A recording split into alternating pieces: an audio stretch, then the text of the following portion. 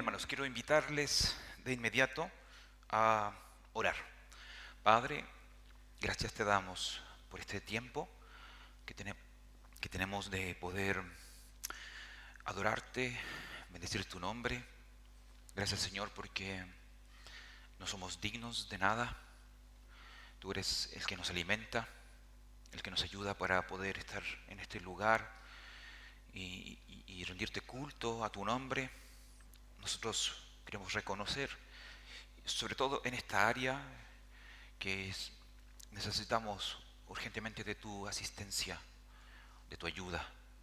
Necesitamos, Señor, de tu presencia, de la iluminación de tu Espíritu, de tu palabra guiando nuestros corazones, confrontándonos, animándonos y mostrándonos, Señor, también aquello que debemos cambiar. Si tú, Padre, en esta hora, te lo ruego, hablando a nuestros corazones, independiente de mi persona o de quien pueda estar aquí delante. Señor, habla tú a nuestros corazones. Te lo pido en el nombre de Jesús. Amén. Amén. Quiero comenzar con una pregunta, hermanos. Este tiempo de reflexión en la que buscamos el poder escuchar a Dios a través de su palabra. Y la pregunta que yo quisiera hacerles es, ¿qué pasaría? ¿Qué pasaría si esta iglesia fuera una iglesia de puros pastores? Si todos ustedes fueran pastores, desde el más pequeño hasta el más grande, si no hubiera diferencias, sin importar si eres hombre o mujer,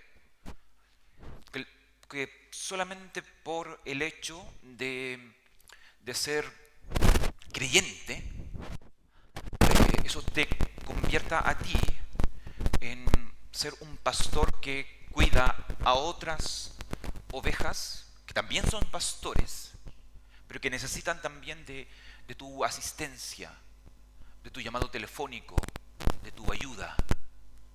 ¿No creen ustedes que eso tal vez cambiaría mucho la dinámica de nuestra forma de vivir iglesia? ¿No creen ustedes que eso tal vez también produciría que nadie entre nosotros se sienta desocupado y que quizás ni siquiera necesite de alguna clase de cargo o designación para servir al Señor, porque sabe que por el solo hecho de ser un hijo de Dios hay una labor, una función, un llamado a desarrollar, a cumplir? Siempre nosotros hemos dicho de que ser parte de iglesia, o más bien participar en una congregación, esto involucra de que no existan hermanos cesantes, es decir, que no tengan nada que hacer. Dentro de nosotros no debería haber personas que se pregunten, oye, ¿en qué puedo trabajar? ¿En qué puedo servir? Si nuestra iglesia fuera una iglesia de pastores, todos encontraríamos un lugar en medio de nosotros. Y yo quisiera que nosotros podamos reflexionar en eso. Y aquellos que me están escuchando, sobre todo los escribas, no sé si ustedes saben, pero dentro de nosotros hay escribas, personas, jovencitos, adolescentes, que están tomando apuntes de lo que yo estoy diciendo, lo cual sería muy bueno que todos pudiéramos imitar dicha labor de los escribas, porque de esa forma entendemos que esta palabra de Dios, aun cuando no podamos entenderla del todo en este momento, es un alimento que necesitamos masticar y recordar durante toda la semana. Entonces, yo quiero que ustedes puedan pensar un poco en una iglesia de pastores, o, dicho de otra forma, una iglesia de sacerdotes. Nosotros antes de este paréntesis bien extenso, que fue la escuela dominical, donde vimos un sermón acerca de familia, y luego tuvimos Semana Santa, antes de ese paréntesis estuvimos hablando acerca de pastores con olor a oveja. Hoy día nosotros queremos comenzar una nueva serie. Una serie que tiene relación con ovejas con olor a pastor. Y lo que queremos hacer, al buen chileno, es dar vuelta a la tortilla. Y de alguna manera, trabajar una doctrina histórica, reformada, porque en muchas ocasiones pasamos por alto. Y esta doctrina histórica, reformada, es lo que nosotros entendemos como el sacerdocio de todos los creyentes. Y lo que esto significa es eso, de que todos nosotros, independiente de nuestro oficio, independiente de nuestra labor, ministerio, todos somos sacerdotes. Todos tenemos una responsabilidad dentro de la iglesia y también un privilegio. Independiente si sabes tocar un instrumento, tienes una hermosa voz, te gusta estar con los niños o eres habilidoso para tal vez estructurar y enseñar la Biblia. Todos tenemos una función, una labor como sacerdotes. Y es en eso en lo que nosotros queremos este día trabajar. Vamos a trabajar un poquito en eso. Y principalmente hoy día yo quisiera concentrarme en la meta de ser un sacerdote en medio de otros sacerdotes. Esa es como la gran idea de hoy. ¿Hacia dónde apuntamos? ¿Cuál es esta meta? Y si allí los escribas y alguno de ustedes quiere apuntar cuál es esta meta, la meta es la siguiente. La meta de nuestro sacerdocio es beneficiar a los demás. No es nuestro propio beneficio. No servimos ni trabajamos para beneficio de nosotros mismos, sino para los demás. ¿Me entienden? Y es en eso en lo que yo quisiera que pudiéramos trabajar hoy. Pero hay algo que siento que me molesta. Ustedes me escuchan bien, ¿cierto? ¿Sí? Porque siento que hay un eco. Tal vez sea por la falta de recepción, no sé. Pero ustedes me escuchan bien. ¿Sí? Les voy a enseñar una palabra. La palabra es amén. A ver, ¿me escuchan bien? Ah, perfecto. La aprendieron rápido. Súper. Eso es fácil. No sé si soy tan buen maestro, pero aprendieron bien esta palabra. Así que, súper. Entonces, esta es la meta. La meta de este sacerdocio de todos los creyentes es el beneficio de los demás. Y es interesante poder notar de cómo esta doctrina, que en un principio, esta doctrina tiene obviamente origen bíblico, y es lo que vamos a ver, se inició en medio de la iglesia protestante. Aquí nosotros debemos darle crédito a un personaje histórico que muchos de ustedes conocen, aunque no es presbiteriano. Este personaje histórico es Martín Lutero. Martín Lutero fue el primer reformador en establecer y definir lo que significaba esta doctrina del sacerdocio de todos los creyentes. Y él ha escrito varias cosas en relación a eso, mostrando de alguna forma a través de esta doctrina la dignidad, el llamado y el privilegio que todos nosotros tenemos como creyentes. Todos ustedes, junto conmigo, tenemos un privilegio que a veces olvidamos o simplemente no lo conocemos. Todos los creyentes que están aquí en medio de este templo son personas privilegiadas. No debería haber entre nosotros personas con una autoestima baja o desanimados. Si Dios es nuestro centro, yo quisiera que tú entiendas que tienes un privilegio. Tienes un privilegio. Y este privilegio es algo que se ha obtenido a través de la persona de Jesucristo. Y es algo que vamos a ir trabajando un poquito aquí, pero es importante desde ya enfatizar eso. Tú no necesitas alguien que venga a decirte que eres valioso.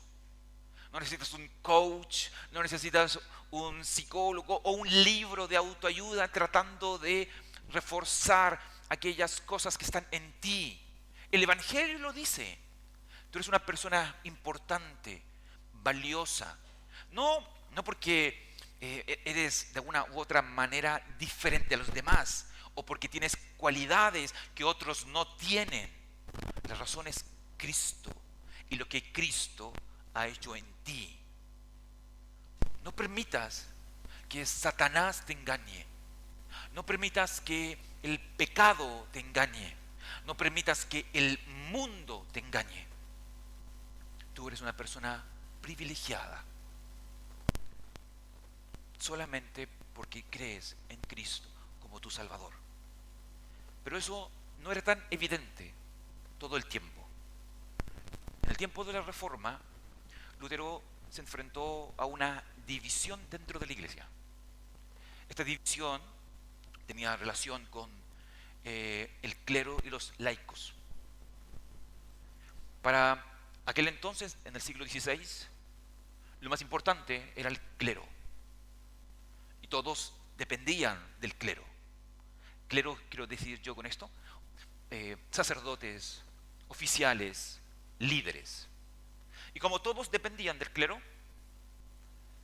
se generó una dependencia al punto de generar un sinnúmero de abusos. Ustedes tienen que recordar de que en el siglo XVI la Biblia no era importante. Por tanto, nadie evaluaba nada. Y eso, lamentablemente, hoy pareciera que está volviendo a suceder. Hemos dejado la Biblia de lado y hemos puesto al hombre en el centro. Pero nosotros no debemos hacer eso. Es la Biblia la que está en el centro y la que nos lleva a nosotros a escuchar a Dios y a evaluar no solamente nuestra vida, sino también la forma en que la iglesia se va desarrollando. No solamente en relación a los miembros, sino también a los líderes, oficiales, pastores. Es la Escritura la que debe ayudarnos a nosotros a entender todas las cosas. Pero en el siglo XVI no era así. Y había una diferencia que estaba generando gran dolor. Sin embargo, Lutero, que entendió la gracia, que puso la Escritura en el centro, él comenzó a mostrarnos de que hay funciones diferentes entre nosotros, hay dones diferentes, pero todos somos sacerdotes ante el Señor. Todos tenemos acceso a Dios. Todos tenemos una labor que llevar a cabo. Y Lutero escribe una cita interesante que dice así. Él dice, todos somos sacerdotes igualmente ante Dios. Hombres y mujeres, jóvenes, ancianos, señores y sirvientes, maestros o alumnos, siendo tanto una responsabilidad como un privilegio, un servicio como una posición, independiente del oficio que cada uno de nosotros tengamos. Todos somos sacerdotes ante Dios. Es decir, ninguno de nosotros debería sentirse menor o inferior a otro. No importa tu situación económica, no importa tu oficio, no importa si tienes un montón de títulos tirados allí encima de tu pared, en tu escritorio, en tu oficina, o tal vez no tienes ninguno. Eso no es importante. Tú y yo somos sacerdotes. Y este oficio, este llamado, es algo que tú tienes que aprender a vivirlo, a sentirlo y a llevarlo a cabo. Como iglesia, ustedes y yo somos una comunidad de intercesores. He allí la importancia de la oración. Quiero decirte algo que parece que a veces olvidamos. La oración no es un medio de gracia para el mundo. No toda oración que se hace fuera del pueblo de Dios es algo que Dios escucha. Dios escucha a sus hijos, a sus sacerdotes, y tú eres uno de ellos. Por eso, entonces tú que como sacerdote, tú tienes una tremenda responsabilidad, porque tú puedes hacer algo que no todo el mundo puede hacer. Pero sí, también es un tremendo privilegio. Por eso, como sacerdotes, nosotros somos una comunidad de intercesores. Somos una comunidad de sacerdotes, de amigos que se ayudan mutuamente. Ustedes deberían contar conmigo, pero no solamente conmigo. Yo debería contar con todos ustedes. Y así mutuamente. Porque somos personas que estamos llamados a servirnos unos a otros como sacerdotes, como siervos de Dios. Somos una familia a la misma vez que carga con los pesares y los dolores de otros. Nosotros deberíamos identificarnos con aquellos que sufren, con aquellos que, por ejemplo, en medio de nosotros no está trabajando, o que le falta dinero para llegar al fin de mes, o que no puede pagar una cuenta de luz o de agua. Somos una familia, personas que se sirven, y que si no nos conocemos, debemos comenzar a conocernos, porque todo lo que tenemos debería ser también para los demás. Y todo lo que ustedes tienen debería ser también para compartirlo con otros. Esta idea del sacerdocio de todos los creyentes hace que todos nosotros le demos un golpe bajo a aquello que hoy nosotros consideramos como esta nefasta doctrina del individualismo. Entre nosotros no deberían haber llaneros solitarios. No deberían haber personas que pasan Navidad solos en su casa. No deberían haber personas que no salen de vacaciones porque no tienen con quién salir. O porque no van a un crece, a una iglesia, porque tal vez no hay quien los lleve. Nosotros deberíamos involucrarnos más, pastorearnos más, llamarnos más, hablar más. Por eso no podemos ser cristianos de domingo. No podemos. No podemos tampoco ser cristianos de un grupo y solamente juntarnos con un grupo de personas, olvidando de que nuestra iglesia no es un grupo de 5, ni de 10, ni de 30, ni de 50, ni de 100. Somos más que eso, ¿sabían? El individualismo no es la clave para esta doctrina. Nosotros somos una comunidad de los santos, donde todos nosotros somos importantes, cada uno de nosotros, y todos debemos ayudarnos mutuamente, todos. Ahora, obviamente tenemos que explicar un poquito acerca de esta labor del sacerdote, ¿ya? Porque para nuestra edad moderna posiblemente sea algo complejo de entender. Y por eso, primero que todo, nosotros, para entender la meta de este sacerdocio de todos los creyentes, tenemos que, en primer lugar, mirar a Jesús. Por eso, por favor, abran su Biblia. No les voy a contar cuentos y yo quiero que ustedes lean la Biblia conmigo. Así que si tienes una Biblia abierta, dale, abre tu celular, la aplicación. Si no tienes celular ni aplicación, tal vez puedes mirar acá. Si no alcanzas a mirar, acércate a alguien que te pueda ofrecer la Biblia, porque a veces es muy pequeña esta letra. La idea es que todos podamos leer el texto bíblico, ¿ya? Texto bíblico, versículos 14 y verso 15, dice así, escuchen ustedes.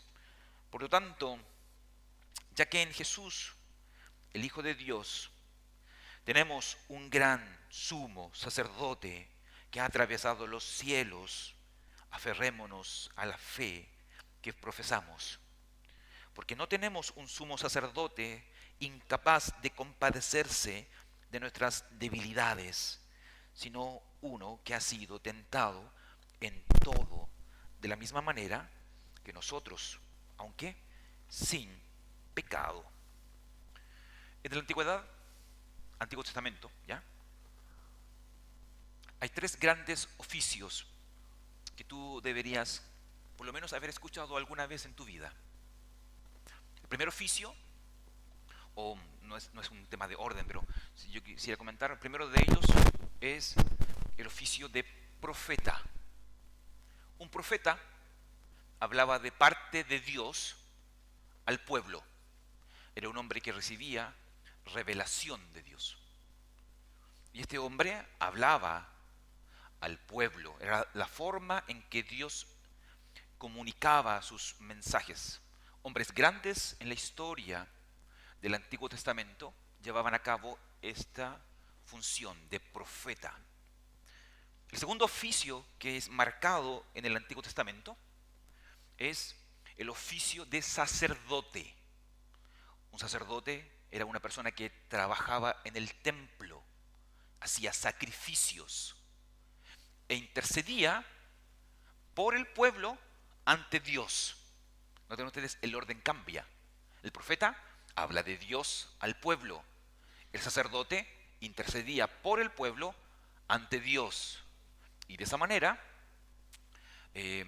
Dios no solamente hablaba, sino que también recibía los sacrificios para el perdón de pecados y así sucesivamente. Pero también hay un tercer oficio, que es este oficio de rey, y que muchos también hombres importantes en el Antiguo Testamento llevaron a cabo este oficio, donde ellos eran ordenados por Dios y tenían el propósito de ordenar la vida de los ciudadanos a través de la ley de Dios. Estos tres grandes oficios son cumplidos por Cristo. Cristo viene a cumplir estos tres grandes oficios. Cristo en él cumple tanto las funciones y ministerios de profeta, de sacerdote y de rey. Como profeta, Cristo anunció la verdad de Dios al pueblo. Eso es algo que ustedes lo observan en todo el Evangelio, a través de sus mensajes, parábolas, enseñanzas. Él llevó a cabo cada una de estas labores sin temor, sin miedo. Como sacerdote, Cristo abogó por el pueblo, entregándose al final como el sacrificio mayor en la cruz, para que ustedes y yo fuéramos salvos. Pero también Cristo hoy cumple este ministerio real. Nosotros creemos de que Él reina. Él está hoy sentado a la diestra del Padre, gobernando todas las cosas. Y entendemos de que es el gran Rey. Él es el Señor. Y así, y por esas razones que usamos ese título. No es un título simplemente de respeto, es un título de realeza. Él es el Señor. Pero especialmente con respecto a este oficio sacerdotal de Jesús, es importante subrayarlo. Incluso por sobre, tal vez, el oficio de profeta y el oficio de rey. Con esto no quiero decir que no sean importantes, pero para nuestra conversación el día de hoy, nuestra reflexión, subrayar el oficio de sacerdote en Jesús es importante. Porque de esto vamos a beber nosotros, de este oficio sacerdotal. ¿Y por qué es importante subrayar este oficio sacerdotal por sobre los otros dos? Quiero dar tres asuntos simplemente. ¿Por qué nosotros deberíamos mirar el oficio sacerdotal de Cristo de una manera peculiar, más importante, más interesante? El primero de ellos tiene que ver con el propósito de la salvación. Cuando nosotros pensamos en la salvación, el oficio del sacerdote o de sacerdocio de Cristo se subraya mucho más por sobre todos los demás. Hay un texto allí en Primera de Juan, capítulo 3, verso 17, que nos dice que Jesús vino a este mundo no para condenar el mundo, sino para salvarlo por medio de él. Para salvarlo. Si Dios hubiera querido condenar al mundo, a él le hubiera bastado solamente tener un profeta, no un sacerdote. Si él hubiera querido también, por otra parte, condenar al mundo, hubiera sido necesario un rey. Y el rey hubiera juzgado y ya está. Pero nosotros precisábamos un sacerdote para salvarnos. Precisábamos una persona que se ofreciera por nosotros. Y la salvación tiene que ver con eso. No solamente necesitábamos alguien que nos dijera la verdad de Dios, o alguien que nos juzgara y nos guiara. Necesitábamos a alguien que se ofreciera por nosotros, nos salvara. Y eso fue lo que hizo Jesús. Por eso es interesante subrayar este oficio de sacerdote en relación a la salvación. Pero también podemos subrayar este oficio de sacerdote a través de otro asunto, especialmente en la persona de Jesús: la necesidad de la encarnación. Es decir, que Jesús se hizo hombre. Si nosotros miramos también esa idea, hay un pasaje que hemos estado leyendo ya en Hebreos capítulo 2, verso 17, donde el texto nos dice de que era necesario para nuestra salvación alguien semejante a nosotros, para que pudiera tener misericordia y pudiera ser también un fiel sumo sacerdote. Un ángel podría haber sido un profeta, si es que Dios tuviera que haber enviado a alguien a este pueblo.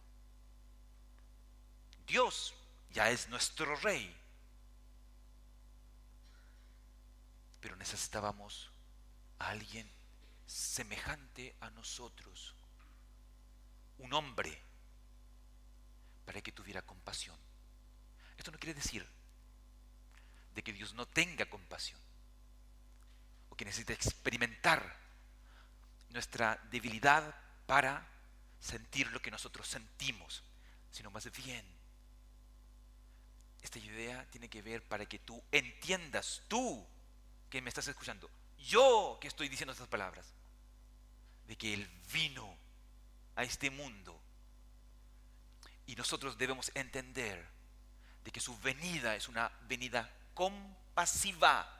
Él podría habernos salvado de un montón de otras formas, pero Él quiso hacernos entender a esta mente loca que a veces piensa que tengo un Dios autoritario, que lo que quiere solamente es joderme la vida.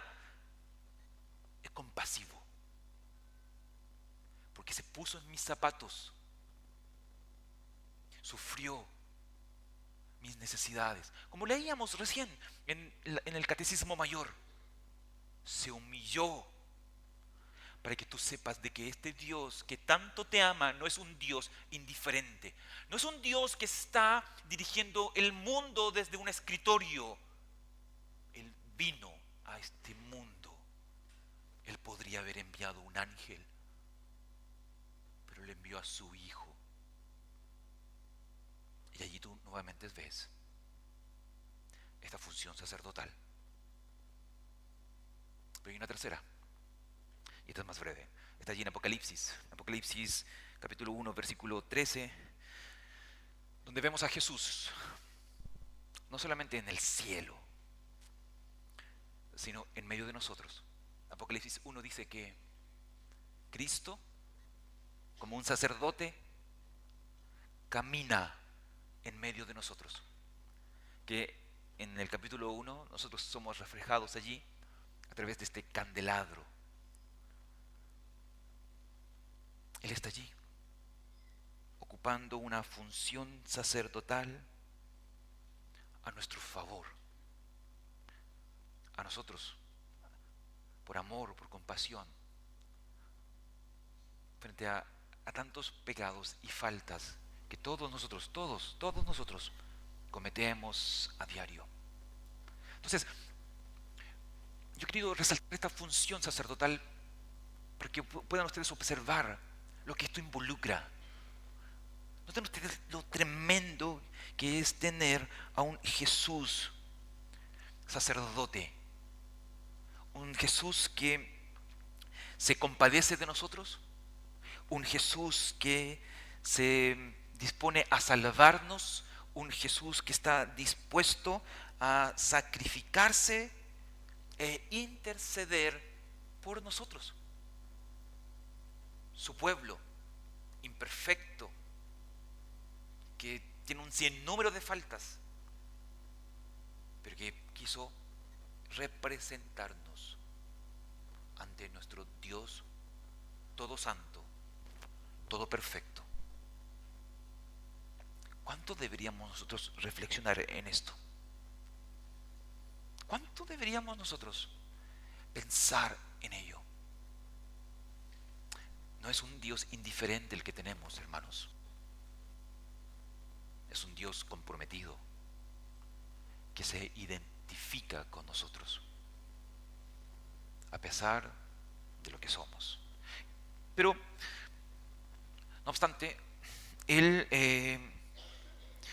siendo tan grande, tan potente, el oficio de Cristo, y principalmente este oficio sacerdotal, debemos también verlo reflejado en nuestra vida. ¿Sabían ustedes de que a la luz de este oficio que Cristo cumple del Antiguo Testamento, este oficio también es algo que ustedes también deberían vivir? No solamente en la función del sacerdote, ¿ya?, sino también como profetas y también como reyes. Y yo quisiera, antes de entrar un poquito ahí, también darle una pincelada a eso, para que sepan ustedes lo que son. No necesitan ustedes cargos u oficios o designaciones para sentirse valiosos dentro de una congregación. No necesitan ser parte de un ministerio necesariamente, o un título o un cartón. Ustedes ya son profetas, sacerdotes, reyes. Todos. No hay diferencia.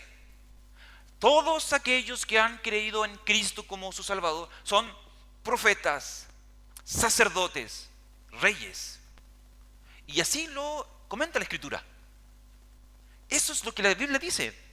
Por ejemplo, a través de la obra del Espíritu Santo en nosotros, todos nosotros somos profetas discerniendo la Escritura.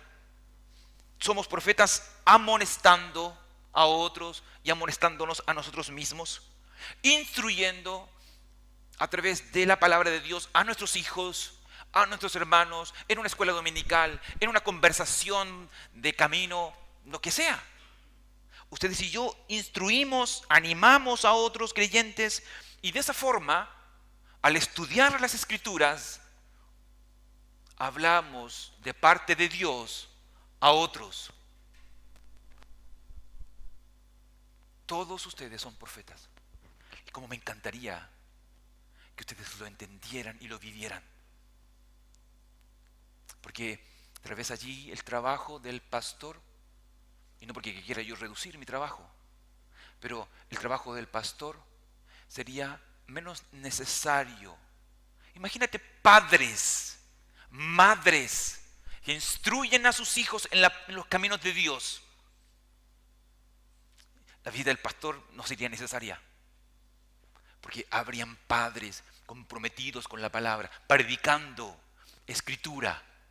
Imagínate esposos que abren su Biblia sin miedo ante sus esposas, enseñándoles las Escrituras. ¿Y por qué no? Esposas que abren su Biblia y les enseñan las Escrituras también a sus esposos. ¿Y por qué no?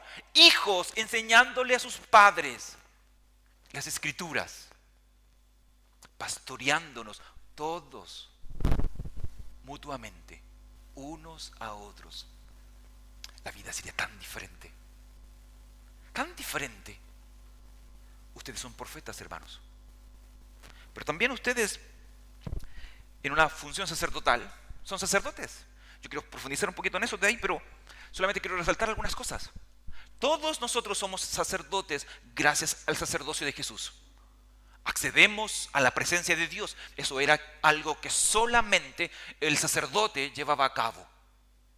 Ustedes y yo lo podemos hacer en todo tiempo, sin restricciones, sin reservas.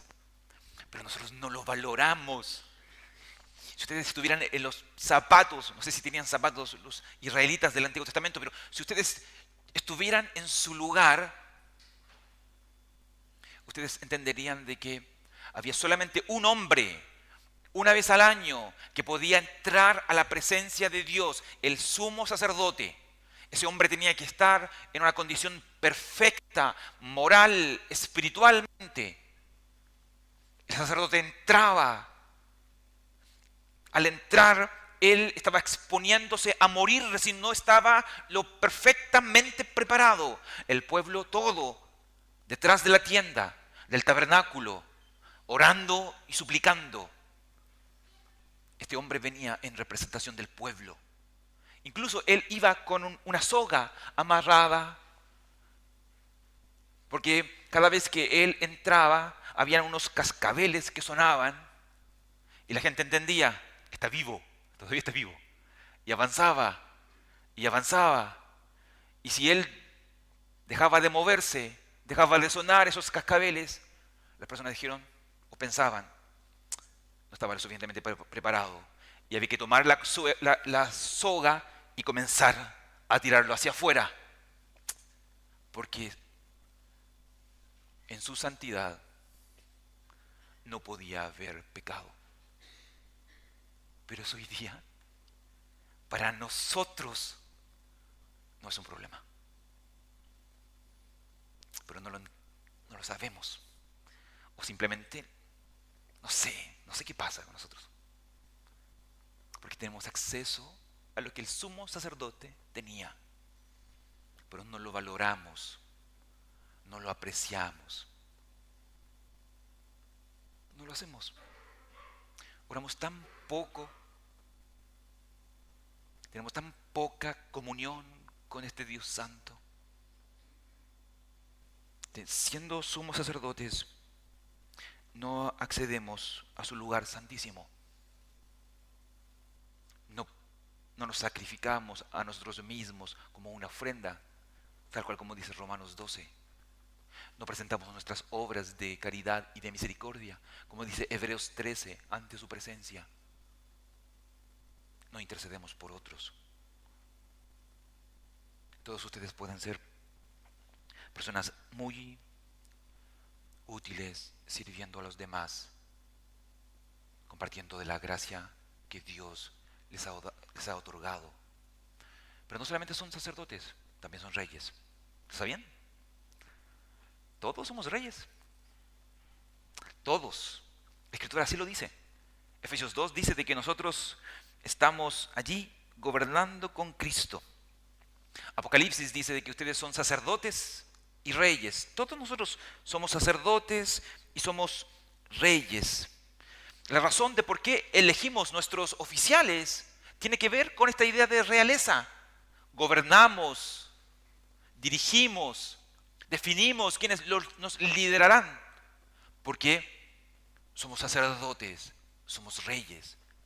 Luchamos y peleamos contra el mundo, contra Satanás, en esta función también de realeza. Todos somos sacerdotes, reyes, profetas. Y bebemos de Cristo, de cómo Él vivió cada uno de estos oficios. Y los debemos aprender a aplicar a nuestra iglesia. Ese es el propósito de esta serie, de que comencemos nosotros a vivir a la luz del llamado que Dios ha tenido para cada uno de nosotros. Aprendamos a vivir según lo que la Biblia dice.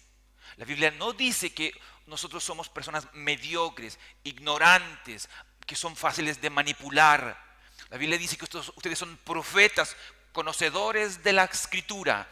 Ustedes son sacerdotes que tienen acceso a Dios. Ustedes son reyes que son capaces de poder dirigir su vida a través de la ley de Dios y dirigir también la vida de otros a través de la ley de Dios. La Escritura dice de que todos nosotros deberíamos no solamente oler a oveja, también olor a pastor. Somos sacerdotes. Y como sacerdotes, en ese sentido, a la luz de este pasaje de Hebreos 4, nosotros deberíamos interceder por los demás, orar por los demás, orar obviamente por nuestros hijos, nuestra familia, pero también por los demás. Ustedes, reitero, todos nosotros tenemos un privilegio que no todo el mundo tiene, que es acceder a la presencia de Dios. Como sacerdotes nosotros deberíamos obrar de esa forma. Pero también nosotros deberíamos, a la luz de este pasaje, obrar con compasión. La función o el ejemplo de Jesucristo al venir a este mundo y ponerse en nuestro lugar, ser un hombre como nosotros, un ser humano como nosotros, es poder entender de que todos nosotros somos débiles. Y en ese sentido, nosotros deberíamos también apropiarnos de esa misma compasión y dejar de juzgarnos, dejar de criticarnos de forma tan dura, tan fuerte. Con esto no quiero decir de que nosotros no deberíamos hablar con la verdad, pero la verdad debe enseñarse con amor, como dice la Escritura, con compasión, sabiendo de que cuando tú juzgas al otro, como dice el dicho, ¿no? Hay 3 dedos que primeramente te están apuntando a ti. De que antes de poder tú hablar de la mota del otro, tienes que sacarte el tronco de tu ojo.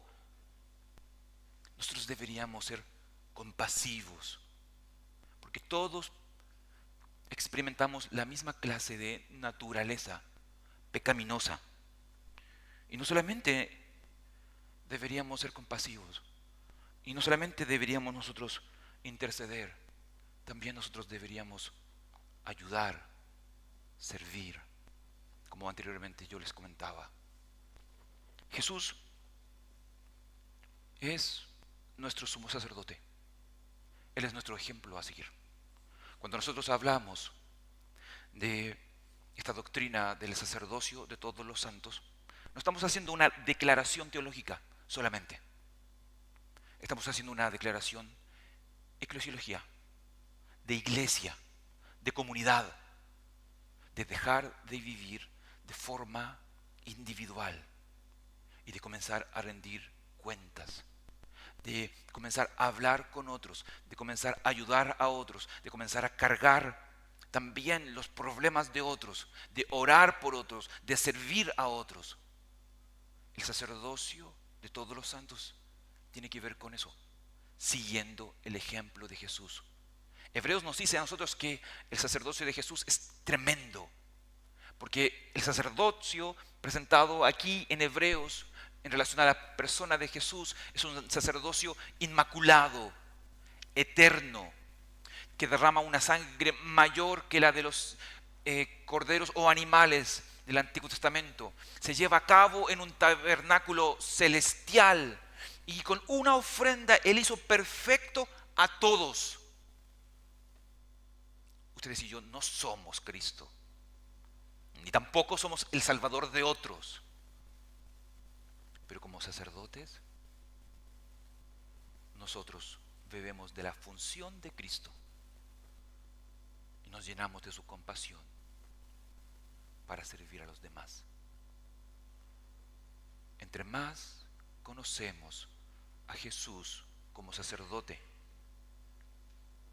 dispondremos nuestro corazón aún más para servir a los demás.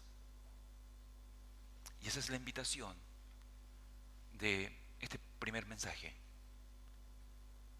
Aprendamos de Jesús. Contemplemos a Jesús como sacerdote que vino a este mundo no a condenar, sino a salvar. No solamente a decirnos lo que estaba mal, sino a morir en nuestro lugar sacrificándose. No solamente a contemplar cómo nos hacíamos daño, sino que Él vino a llevar y cargar nuestras enfermedades para que de esa forma nosotros pudiéramos descansar. Hermanos, el llamado para ustedes el día de hoy, mi llamado para mí también, es que necesitamos más sacerdotes, más siervos, más siervas. Y para eso no necesitamos títulos, ni cargos, ni designaciones. Todos los creyentes somos sacerdotes, siervos unos de los otros. Vamos a orar. Señor, nosotros queremos pedirte que nos ayudes a mirar nuestra vida en comunidad de una forma diferente. Que nos ayudes, Señor, a entender de que tenemos un propósito en medio de esta congregación, de este grupo de hermanos. Un propósito que va más allá de la designación de algún cargo, de alguna función, que va más allá de un estudio de teología o de algún oficio como presbítero o como diácono. Ayúdanos, Señor, a entender de que tú has hecho de nosotros profetas, sacerdotes, reyes, personas que anuncian tu palabra, personas que se someten a tu autoridad y guían la vida de otros a través de tu palabra, pero también personas que buscan servir de manera amorosa a los demás, que buscan identificarse con las necesidades de los demás y buscan a través de sus esfuerzos suplir, ayudar, consolar. No permitas, Señor, que seamos una iglesia que está dividida, que ignora las necesidades de los demás, que vive de forma individual, que no le interesa relacionarse. Al contrario, pone en nosotros, Señor, un corazón diferente, un corazón compasivo como el tuyo, que dejó todas las cosas para venir a este mundo a entregarse a favor de nosotros. Pon en nosotros, Señor, un corazón diferente, un corazón de sacerdote, que en representación de otros, de los más humildes, de los débiles, de los necesitados, viene a buscar en ti la ayuda necesaria. Padre, ayúdanos a poder llevar a cabo esta función centrado en Cristo, nuestro único y verdadero sumo sacerdote, quien se entregó a nuestro favor. Bendice, Señor, tu palabra en nuestras vidas. Te lo suplicamos en Cristo. Amén.